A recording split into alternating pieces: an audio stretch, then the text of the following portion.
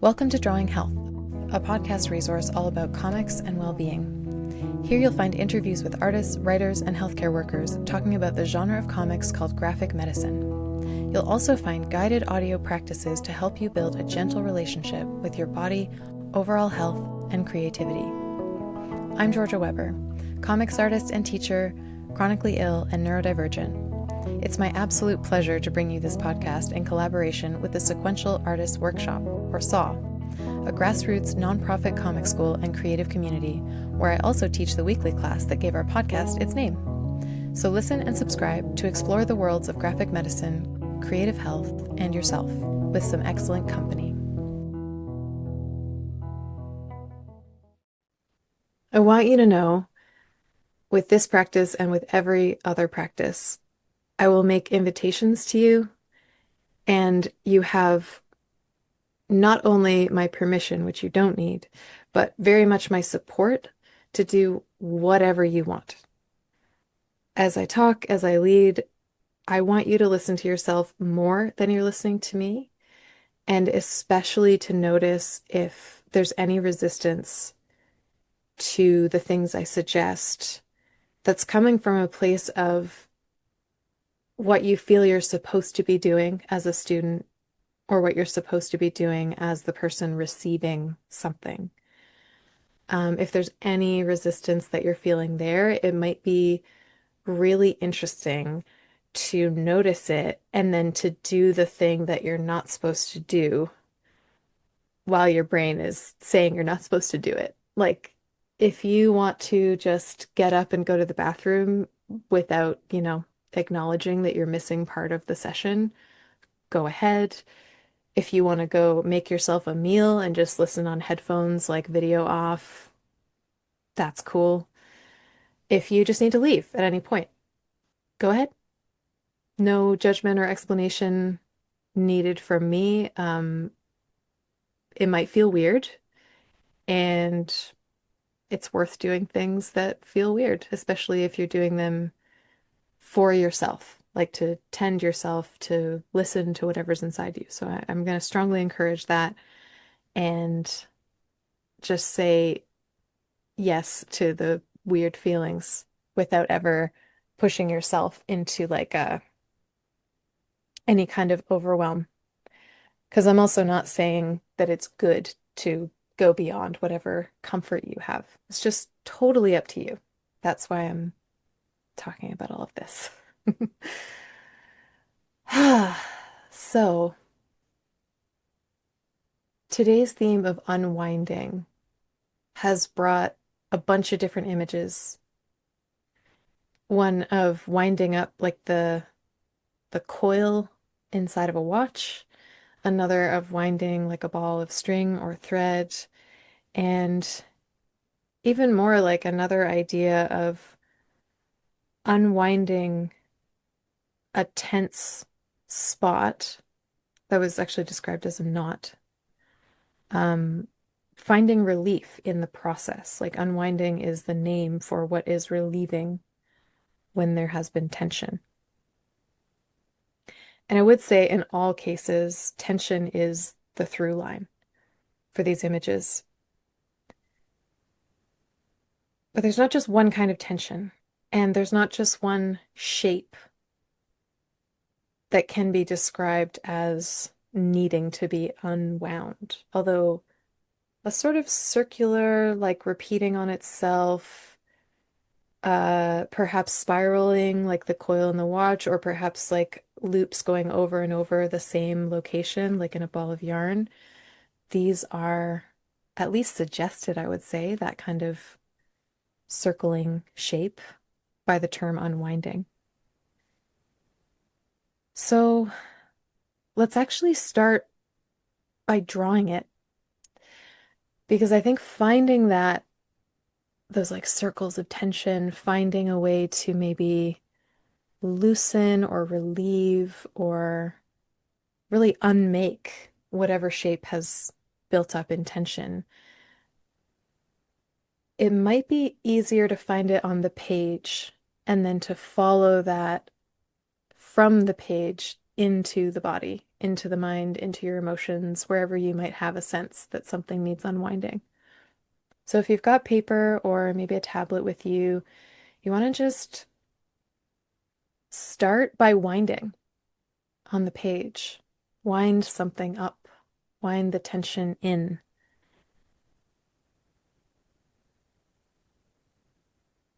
And if you're doing something like the winding of yarn, just going around in a circle over and over again, start to see or feel or look for not just the motion that you're doing these swooping, repetitive shapes, but also as you watch the shape grow, as you keep going, as it becomes more and more lines on the page, also ask yourself, is this drawing and the motion I'm doing to create the drawing resonating inside of me in any way? Like, am I perceiving tension as I wind on the page? Could be any amount, could be anywhere inside you. And it could also be just that the visual experience is communicating that to you. Maybe you started and right away you're looking at something that you know is tense, maybe even tensing as you keep going.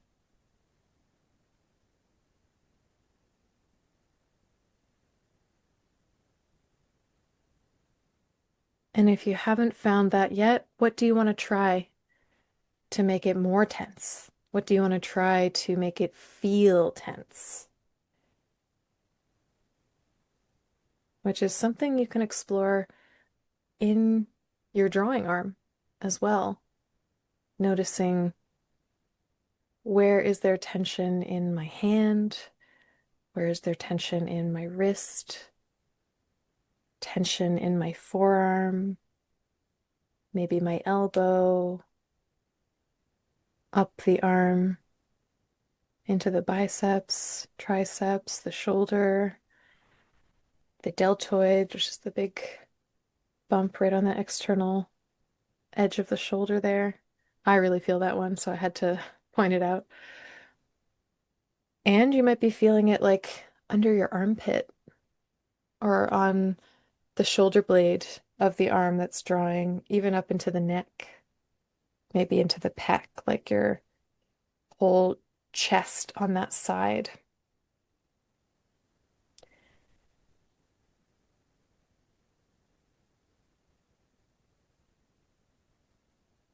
Which muscles are waking up as you repeat this action, as you keep going? Which muscles are totally fine with it, not asking for anything from you?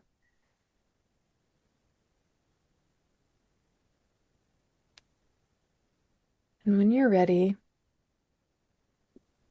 which might take a moment of reflection, sometimes just one breath in, one breath out, asking yourself, do I feel tightly wound? Has something tightened? Has something been winding, not just on my page, but in me? When you're ready and you feel it to be there, we'll just pause. You can rest your hand, you can put down the pen. If you want, you can gaze at what you've drawn. And to reset your vision in that way so that you're not drawing and your eyes are not concentrating in the way they were, you can just look up around into the room and start to name a few things you see and really shift wherever you can from looking at something close to you to looking at something further away and go further, closer a few different times. Notice the light. Maybe look at the ceiling or under your desk or even under your chair. Like you're kind of checking places. It's a different kind of vision. the different kind of use for these muscles. And then after you've had a couple breaths, you could even have one position. Maybe you look all the way to one side or out a window and you just breathe there with no particular intention, just kind of taking it in. And you might be noticing still where that tightly wound place is, anywhere that you found it. Maybe the arm is still the focus, maybe it was somewhere else. And then we'll come back and just gaze at your drawing with a similar kind of just openness to take it in. Still noticing that winding in your body. And we'll start to imagine, which for me means I'm closing my eyes. I'm closing my eyes right away because if I want to truly imagine something with my visual space and also feeling space and perhaps some other mystery involved, I just need my eyes to be closed so that I'm not hanging on to what is visible to me. I'm not using them to experience the outside world because imagination's happening inside. And so I'm going to start to imagine what unwinding this particular spot in me that I've found might feel like and how I might get to that feeling.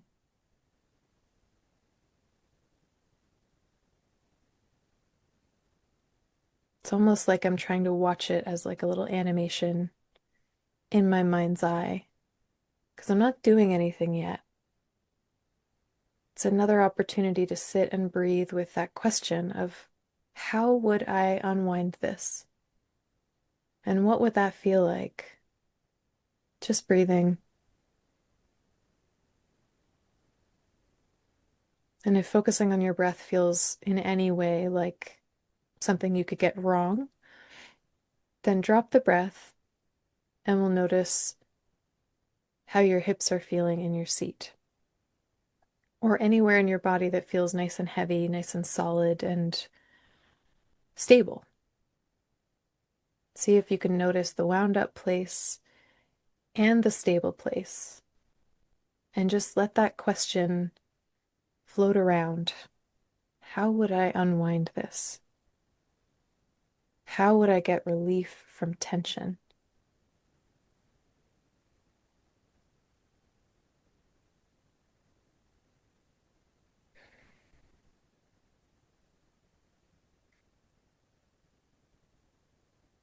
So I'm going to introduce a few different images,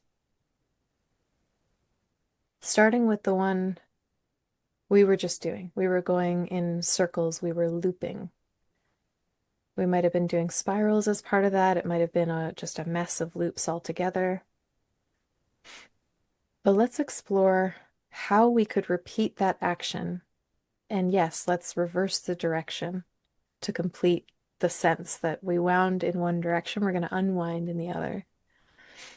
And wherever you're feeling this tense, wound up place inside you, how could that place be moved in this way? Like if I'm using my shoulder, maybe I'll start by trying to do circles with just the shoulder joint itself. And if you weren't already winding in a particular direction, you can just choose one here and label whatever direction you choose as the unwinding direction. And for me with the shoulder, in order to do circles with my shoulder, I'm finding it easier to have like my elbow bent and my hand actually kind of perched on the shoulder to stabilize those joints and to be as isolating as possible, to feel into just the shoulder joint, doing big circles and trying to imagine it like a ball of yarn that I'm unspooling.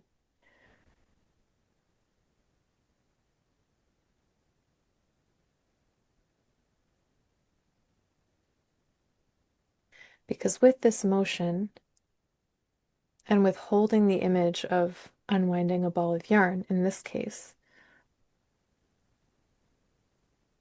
it's not just what I'm doing, drawing circles like I was doing before, it's also what quality of movement is going to bring me the feeling of relief from tension. What size of movement? Maybe I need to make the circles much smaller or much bigger to access that feeling, or slower or faster. Or maybe actually doing the motion doesn't give as much unwinding as sitting quietly and feeling the parts of my shoulder that are needing that. I'm even going to take my finger of the other hand, the opposite hand, and actually just draw circles on the shoulder. And I'm holding in my mind the whole time that this is an unwinding. It's the quality of what I'm doing.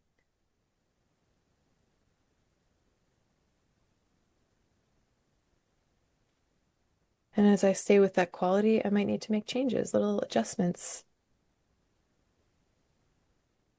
I might even choose another part of my body if maybe somewhere I initially thought I could feel the unwinding is proving to need it less than another place.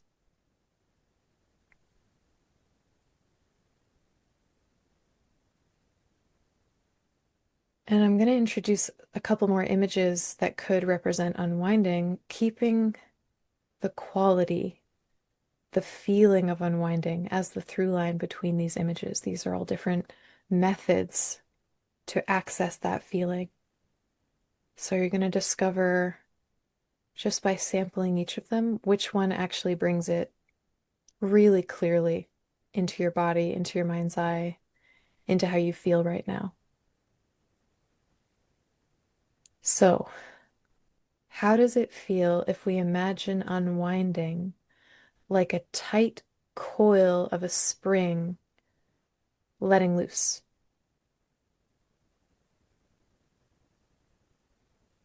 So, where could we feel, either by gestures of movement or even just slight adjustments physically, like a little twisting somewhere, a little curling somewhere? How could we get into that tight feeling of wound, like a coiled spring? And then how could we loose that energy so that it pops open?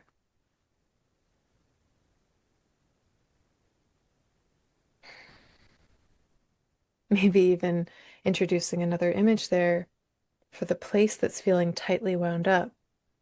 What releases the energy? Is it the push of a button? Pop, spring. Or is it like a latch that you have to release and then everything opens up?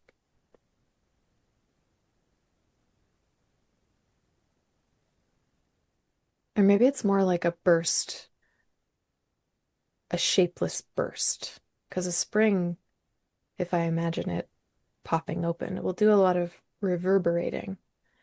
So it's still holding a shape. Maybe what you want to imagine is something tightly coiled that then just dissipates like a puff of, I don't know, smoke, or like a firework, just releasing out, fading away.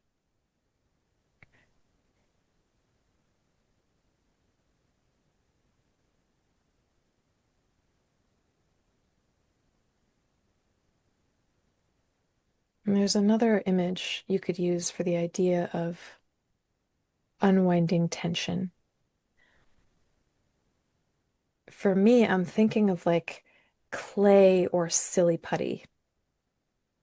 Actually, silly putty is the one that feels more accurate to me right now as I say it, where maybe you've got a ball. The silly putty is in a nice tight ball. You really worked on it to make it just stay.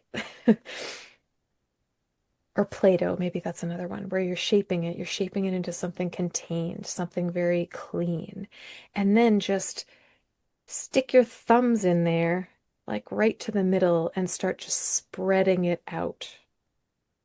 spreading it out so that it's no one shape anymore. It's taking the shape of the pressure you apply in all directions. And you have that ability to release the shape. It's putty in your hands, literally.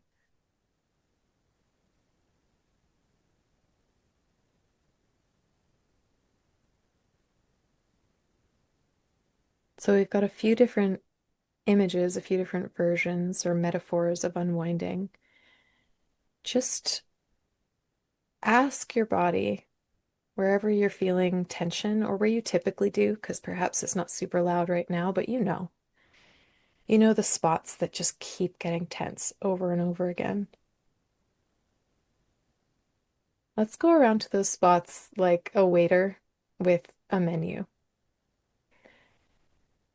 And we're pleasantly offering those spots these three types of unwinding to ask, what would you like? Would you like the putty spreading and kneading into shapelessness or into a much looser shape? Or would you like to be unlatched and sort of burst all that tight energy out into the air?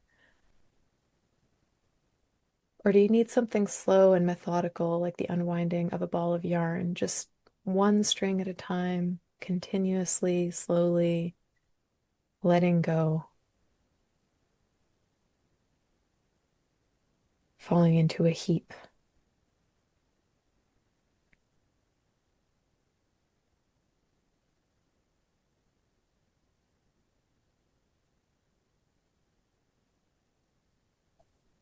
If you want, you can use your hand to visit those places. Like, just take a nice finger touch. It could be light or heavy. You might even like a little nail sensation and just draw those things with your finger on those parts of your body. You can draw each option, again, like the waiter presenting strategies that they can choose from.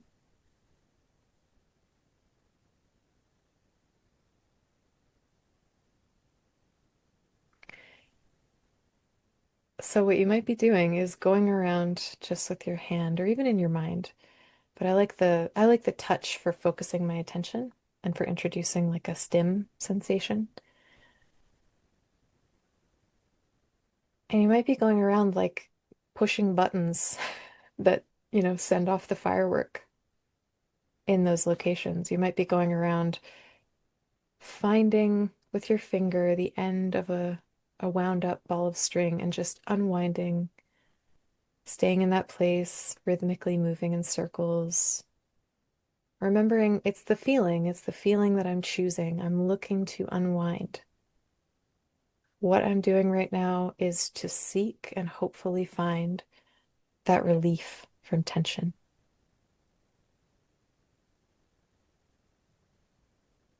And if one type doesn't work, just move on to the next. Notice what makes you sort of scoff, what makes you laugh, what feels totally impossible, and what feels like, oh, that's actually kind of nice. I don't know if it's unwinding, but I am enjoying it.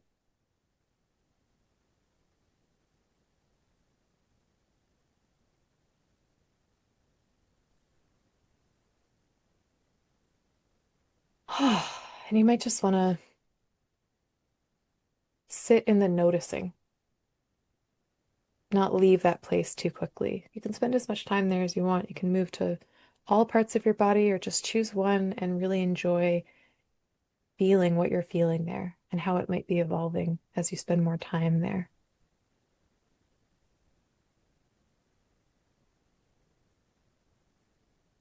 And when you're ready, I'm going to encourage you to try to stay in the feeling sense a little, some amount, as you then move towards your drawing again and try to feel what you're feeling and then translate it onto the page. whatever that means for you, it's really just an exploration, similar to how we began, where we're going to try something because we kind of know what we want to express. And as you're expressing it, also observe, like, is this drawing that I'm making resonating, or do I need to adapt and adjust it based on the feeling inside? Maybe I want to try it a few different times. Maybe you want to grab different utensils like a crayon or a pencil, even a paintbrush if you have that nearby. Just trying to capture what was that feeling I had, any feeling that was there. Because if you're feeling things you'd rather not, the page can be a place to put those feelings outside of you as a way to hopefully move them on a little bit. Like you're taking it out of you and putting it here. But if there was something that felt really interesting that you might want to return to, felt really good, or like there was more than you could perceive right now, you want to be reminded of this again, especially if you felt something new. You might want to put it on the page as a way to hold it, as a way to return to it, deepen your understanding a little more, or maybe as a reminder, last time I did this exercise, that's what I felt. And later, if I want to repeat this, if I want to try it again, that drawing is going to remind me why.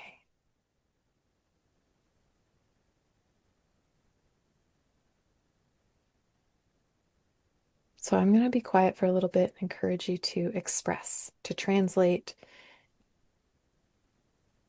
just to see what happens. And feel free to use any form of expression that I haven't mentioned, like writing, or if you want to get up and move, I don't know, do a little dance. You could like hum or sing to yourself. I really don't define creativity as just one thing. But after we've been feeling, after you've been listening to me, after you've been thinking, your body, all bodies, need an opportunity to integrate it. And you don't even have to control that. You just have to give it a little space. So I'm encouraging you to do that now. If you loved listening to this episode, or if it stirred something new in you, I'd love you to leave us a review. Sharing your experiences is a gift to yourself and others, and definitely me. I love learning how my offerings land in other people, and it really helps the show to find those who need it. If you want to connect with myself and others who are practicing drawing health in community every Saturday, just go to drawinghealth.com and sign up for the weekly live class. It's truly some kind of magic, and it wouldn't be possible without our hosts, Saw. The Sequential Artist Workshop is a grassroots, nonprofit comic school and creative community. At SAW, we teach people how to tell stories and make comics in Gainesville, Florida, USA, and around the world via our online courses and resources. Go to sequentialartistworkshop.org to join our community of learners and artists today. Our theme music is Magic Hours by Aaron Comeau, made for the Main Street Music Library. The Main Street Music Library hosts instrumental music created with simple parameters, with scores and instructions for listeners to recreate the music themselves. Musicians, artists, and listeners are encouraged to borrow freely from the library and return the materials in a different form than they found them. Find out more at mainstreetmusiclibrary.com. This podcast is for information and exploration purposes only and is never intended as medical advice. Every viewer and listener is encouraged to seek medical attention at their own discretion. This podcast and the guided practices are tools for listeners to support their whole health and should always be used with care.